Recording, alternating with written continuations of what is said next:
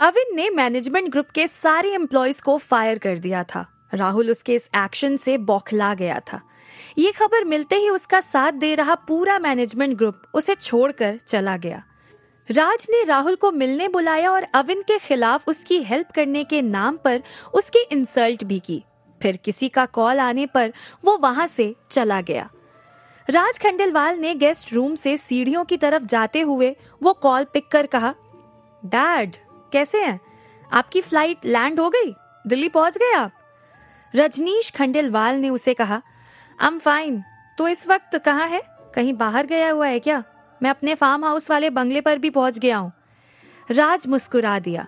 उसने कहा, ग्रेट, मैं बंगले पर ही हूँ। उस अविन देसाई नाम के कुत्ते को हड्डी डालने के अरेंजमेंट में लगा हुआ था ताकि उसे हम जल्द से जल्द कंट्रोल कर सके।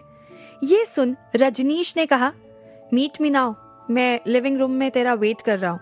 राज ने कहा, वेट अ मिनट, मैं वहीं आ रहा हूँ। राज ने तुरंत कॉल काट दिया था। वो तेजी से सीढ़ियों से राइट साइड की तरफ चला गया। रजनीश इस वक्त लिविंग रूम की खिड़की के पास खड़े कुछ सोच रहे थे। चेहरे से वो कुछ परेशान से भी नजर आ रहे थे। उसी वक्त राज वहां आ गया। उसने सीधे उनके पास जाकर कहा, वेलकम डैड, दिल वालों की दिल्ली में आपका एक बार फिर से स्वागत है। ये सुन रजनीश ने पीछे मुड़ राज की तरफ देखा और मुस्कुरा दिए। उन्होंने उससे कहा, दिल्ली वाले दिल वाले तो जरूर है, लेकिन चंडीगढ़ वालों की तरह ज्यादा सपोर्टिव नहीं है। राज ये सुन थोड़ा सा हैरान हो गया। उसने पूछा, क्यों, क्या हुआ डैड? आते कोई प्रॉब्लम हो गई क्या दिल्ली में? रजनीश ने गहरी सांस ली और राज के कंधे पर हाथ रखकर कहा, प्रॉब्लम तो कुछ नहीं हुई राज, लेकिन विजय कोठारी का पता लगाने के लिए हमने जल्दी से कुछ नहीं किया तो प्रॉब्लम बढ़ सकती है। ये सुन राज ने कहा, डैड, उसी चक्कर में तो मैं दिल्ली में रुका हुआ हूँ। उस अविन देसाई पर आपने पता नहीं क्यों डायरेक्ट अटैक करने से भी मना किया है, वरना अब तक तो उस रजनीश ने उसे वहीं टोका। ऐसे कामों में जल्दबाजी नहीं करते माय सन। कामेश कोठारी अविन देसाई के बारे में भी बहुत सी इंफॉर्मेशन निकलवा चुका है। वो किसी भी वक्त उस पर अटैक कर सकता है। आई होप तुमने भी अब तक तो उसके बारे में बहुत कुछ जान लिया होगा। इसीलिए अब हमें उस देसाई से विजय कोठारी और उनके उस सीक्रेट फॉर्मूला के बारे में पता लगाना होगा। राज ने कहा, अविन देसाई बड़ी चालू चीज है। दिखने में वो जितना हैंडसम है, उससे कहीं ज्यादा होशियार भी है। वो अकेला होता तो अब तक तो उसका खीमा बना के कुत्तों को खिला देता, लेकिन ये कहते हुए उसके चेहरे के एक्सप्रेशन थोड़े गुस्से वाले हो गए। रजनीश ने उससे पूछा, तो कौन उसे सपोर्ट कर रहा है? राज ने कहा, उसका कोई दोस्त है, कुणाल राजवंश। बड़ा ही डेंजरस आदमी है। इसके अलावा उसकी खुद की गुंडों की फौज भी है, जिसे कोई सागर तनेजा नाम का आदमी लीड कर रहा है। इन दोनों की वजह से उस पर डायरेक्ट अटैक करना अब थोड़ा सा मुश्किल लग रहा है। ये सुन रजनीश हैरानी से बोले, कुणाल राजवंश और सागर तनेजा? कोई बड़ी बात नहीं है, मैं पूरी प्लानिंग करके ही दिल्ली आया हूँ। ये बोल उन्होंने वहां से सोफे की तरफ इशारा किया। राज ने उनके उस इशारे की डायरेक्शन में देखा तो लिविंग रूम में ट्रांसपेरेंट कर्टेन के पीछे लगे हुए सोफे पर उसे कोई आदमी बैठा हुआ दिखाई दिया। उसने हैरानी से पूछा, कौन है वो डैड? रजनीश उस तरफ जाने लगे। राज उनके पीछे ही चल रहा था। रजनीश ने उसे कहा, मैं दिल्ली 5 दिन पहले ही आने वाला था, लेकिन मिस्टर चिराग राजगुरु मेरे साथ यहाँ आने के लिए कन्विंस ही नहीं हो रहे थे। ये कह उन्होंने एक पॉज लिया। उसी बीच राज ने कहा, मिस्टर चिराग राजगुरु कौन है ये, और आप इनको साथ लेकर क्यों आए हैं? रजनीश उसका सवाल सुन मुस्कुरा दिए। वो बोले, बताता हूँ सब कुछ, पहले मिस्टर राजगुरु से मिल तो लो। राज उनके साथ चिराग राजगुरु के सामने आकर खड़ा हो गया। राजगुरु की छोटी छोटी आंखें, लंबी नाक और कसा हुआ बदन देख राज ने मन ही मन सोचा, लगता है डैड किसी पहाड़ी आदमी को उठा लाए हैं। पर डैड को शायद ये पता नहीं है कि अविन को दिमाग की ताकत लगा के ही कंट्रोल किया जा सकता है। तभी रजनीश ने राजगुरु से राज का इंट्रो करवाते हुए कहा, राज, मीट मिस्टर चिराग राजगुरु। हिमाचल की वादियों से मैं इन्हें खास अविन देसाई का केस हैंडल करने के लिए लेकर आया हूँ। राजगुरु खुद एक मार्शल आर्ट के एक्सपर्ट है, लेकिन ये दुश्मन को मारने के लिए मार्शल आर्ट का नहीं बल्कि अपने पालतू इंसेक्ट्स का यूज करते हैं।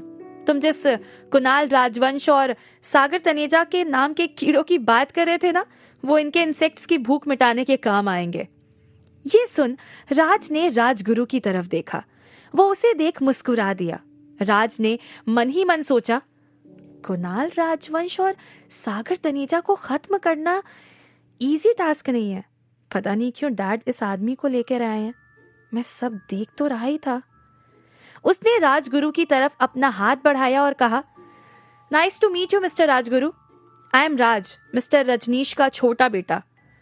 राजगुरु ने उससे हाथ मिलाया और कहा, मिस्टर रजनीश सब कुछ बता चुके हैं। अब आपको देसाई वाले केस में किसी भी तरह की कोई टेंशन लेने की जरूरत नहीं है। मैं सब कुछ हैंडल कर लूंगा। उसका कॉन्फिडेंस देख राज खुद से बोला, अभी इसे ठीक से पता नहीं है कि अविन देसाई क्या चीज है। अविन को अपने जाल में फंसाने के लिए इसकी ताकत नहीं बल्कि मेरा दिमाग काम आएगा। ये सोच वो मुस्कुरा दिया। तभी रजनीश ने कहा, खैर अब हमें मिलकर मिशन अविन का प्लान ऑफ एक्शन तैयार कर लेना चाहिए।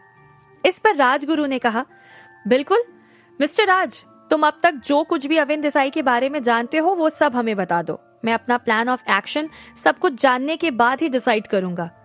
राज उसकी बात सुन मुस्कुरा दिया। उसने कहा, शो, डैड ने तुम्हें इनवाइट किया है तो कुछ सोच समझ कर ही किया होगा। उसके इस रिएक्शन पर राजगुरु ने उसे बड़ा अजीब सा एक्सप्रेशन दिया, लेकिन फिर वो राज और रजनीश के साथ अविन के बारे में डिस्कशन करने बैठ गया। दूसरी तरफ अविन अपने फ्लैट पर आ चुका था। वो कल रात मैनेजमेंट मीटिंग के टेंशन की वजह से ठीक से सो नहीं पाया था। दोपहर को बेड पर लेटते ही उसे नींद आ गई। शाम को लगभग 5:30 बजे उसकी रेसिडेंसी के बाहर एक BMW आकर रुकी। हर्ष अपनी किसी क्लासमेट के साथ BMW का पीछे का दरवाजा खोल बाहर निकला। उसने आगे के दरवाजे की विंडो के पास खड़े हो कहा, वान्या दीदी आप भी चलो अंदर, अविन भैया आज फ्राइड एग राइस बनाने वाले हैं। वान्या हर्ष को देख मुस्कुरा दी। उसने उसे कहा, तुम जाओ, मुझे राइस पसंद नहीं है। हर्ष वान्या का ये जवाब सुन हंस दिया। उसने कहा, ठीक है, बाय, कल मिलते हैं। वान्या ने हाथ मिलाकर हर्ष को बाय कहा और उसके पास खड़ी लड़की से कहा, टिया, मैंने तुम्हारी मॉम को इन्फॉर्म कर दिया है कि तुम हर्ष के घर पर हो। टिया ने कहा, ओके वान्या दीदी, लेकिन आपने उनको यहाँ का एड्रेस दिया? वान्या उसकी बात सुन हंस दी। उसने कहा, हाँ मेरी माँ दे दिया है। उसने फिर ड्राइवर को वहां से चलने का इशारा किया। हर्ष टिया को लेकर फ्लैट पर आ गया। अविन के फ्लैट के बाहर खड़े हो दोनों बारी बारी डोर बेल बजाने लगे। अविन अभी भी नींद में था। उसने डोर बेल के बार बार बजने की आवाज सुनी तो चौंक कर बेड पर बैठ गया। उसने मोबाइल उठा, टाइम देखा तो हैरान हो गया। 5:30 बज गए। मुझे तो हर्ष को स्कूल लेने जाना था। तभी एक बार फिर डोर बेल बजी। वो खुद से बोला, हर्ष शायद वो रिक्शा से ही आ गया है। वो फुर्ती से बेड से उठा। उसने जैसे ही दरवाजा खोला तो हर्ष के साथ टिया को देख चौंक गया। वहीं टिया अविन को देख मुस्कुरा रही थी। उसने उससे कहा, गुड इवनिंग अविन भैया।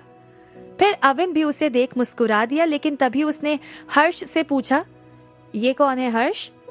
हर्ष ने कहा, भैया ये मेरी क्लासमेट टिया है। मैंने इसे आपके हाथ का बना फ्राइड एग राइस खिलाने का प्रॉमिस किया था, इसीलिए ये आज मेरे साथ आई है। उसका जवाब सुन अविन मन ही मन बोला, ये आज की जनरेशन बड़ी एडवांस है। तभी हर्ष टिया के साथ अंदर एंटर हो गया। अविन ने डोर बंद कर दिया। वो सोफे पर बैठा और हर्ष से पूछा, टिया की मम्मी को पता है कि ये यहाँ आई है? हर्ष ने स्कूल बैग टेबल पर रखा और कहा, हाँ, वान्या दीदी ने उन्हें कॉल पर बता दिया। ये सुन अविन और ज्यादा चौंक गया। उसने कहा, तो क्या तुम दोनों को वान्या यहाँ छोड़कर गई? हर्ष ने कहा, हाँ, नए वाले टीचर स्कूल खत्म होने के बाद किसी को भी स्कूल में नहीं रुकने देते। आप मुझे लेने नहीं आए तो हम दोनों वान्या दीदी के साथ आ गए। अविन धीरे से बोला, वान्या चाहे जितनी भी शैतानी करती हो, लेकिन अपने से छोटों की केयर करना वो अच्छी तरह से जानती है। हर्ष ने उसकी बात सुन ली थी। उसने उसे कहा, वान्या दीदी अच्छी है, लेकिन नए टीचर उन्हें हमेशा डांटते रहते हैं। अविन उसकी बात सुन मुस्कुरा दिया। तभी हर्ष ने उससे कहा, भैया आपने एग राइस बनाया? उसी वक्त टिया बोली, हाँ भैया, उस दिन आपने हर्ष को टिफिन में एग राइस बना के दिया था ना, वो मैं खा गई थी। मुझे आज भी एग फ्राइड राइस ही खाना है।